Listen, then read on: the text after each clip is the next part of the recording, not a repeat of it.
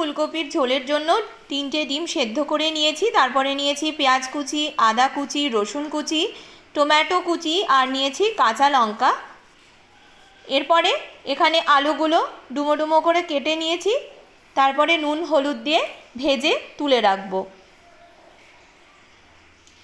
এরপরে নিয়ে নিয়েছি ফুলকপি। ফুলকপিগুলো আমি কিন্তু সেদ্ধ করিনি, এগুলো কাঁচা ফুলকপি, ভালো করে ধুয়ে নিয়ে নিয়েছি। তারপরে নুন হলুদ দিয়ে যেরমভাবে ভাজে ঠিক লাল লাল করে সেইভাবে ভেজে আমাদের তুলে রাখতে হবে।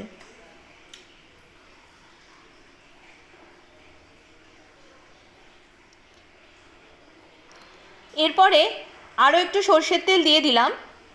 তারপরে এর মধ্যে দিয়ে দিয়েছি 3টে সেদ্ধ ডিম, এটাও নুন হলুদ দিয়ে ভালো করে ভেজে তুলে রাখলাম। এরপরে দিয়ে দিলাম টমেটো কুচি।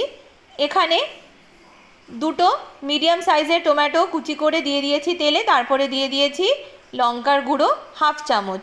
এটা কাশ্মীরি রেড চিলি পাউডার নয়, এটা লাল লঙ্কার গুঁড়ো। এরপরে দিয়ে দিলাম পেঁয়াজ, আদা আর রসুন বাটা আর কাঁচা লঙ্কা বাটা, যেটা আপনাদের দেখালাম প্রথমেই মশলাটা। আর অবশ্যই এর মধ্যে 2টো তেজপাতা দিয়ে দেবেন, তাহলে খুব সুন্দর স্বাদ হয়। এরপরে দিয়ে দিলাম 1 চামচ জিরে গুঁড়ো আর দিয়ে দিলাম 1 চামচ হলুদ গুঁড়ো। তারপরে ভেজে রাখা ফুলকপি আর আলুগুলো এখানে দিয়ে দিচ্ছি। এরপরে আমাদের ভালো করে কষাতে হবে, যাতে ফুলকপি আর আলুর গায়ে প্রত্যেকটা মশলা খুব সুন্দর করে লেগে থাকে। ততক্ষণ অবধি কষাবেন যতক্ষণ না পাশ থেকে তেল বেরোচ্ছে। এরপরে দেখুন আমি এখানে মশলা যে ধোয়া জলটা সবসময় বলি এটাকে ওয়েস্ট করবেন না, তো সেটাও আমি এর মধ্যে দিয়ে দিচ্ছি। তারপরে ভালো করে আমাদের 5 থেকে 6 মিনিট মতো কষাতে হবে। এরপরে দিয়ে দিলাম পরিমাণ মতো নুন।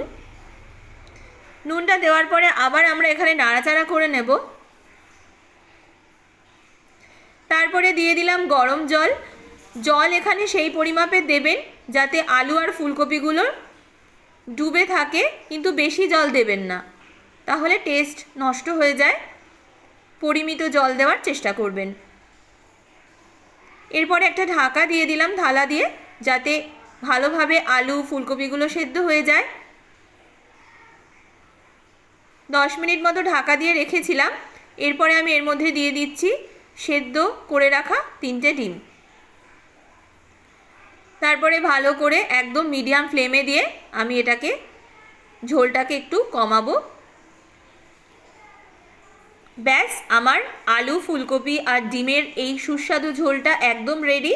তারপরে আমি একটা বাটিতে সার্ভ করে দিলাম। আমি আপনাদের কথা দিচ্ছি, এইভাবে একবার বাড়িতে বানিয়ে আমাকে কমেন্ট সেকশানে জানাতে ভুলবেন না যে কার কেমন লেগেছে।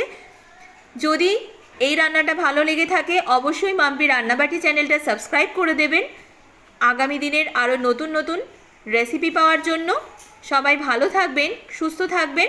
দেখা হবে নতুন কোনো রেসিপি নিয়ে।